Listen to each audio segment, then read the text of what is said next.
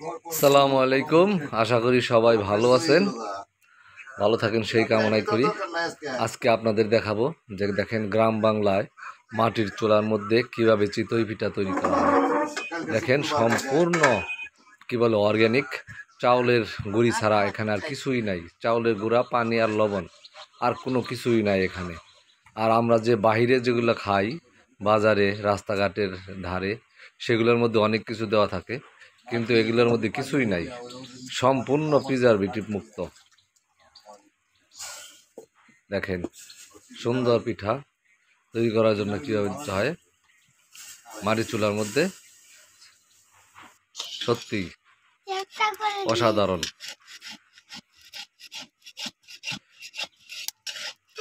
ভিডিওটি যারা যারা দেখছেন শেয়ার দিবেন। আসসালামু আলাইকুম, আল্লাহ হাফেজ।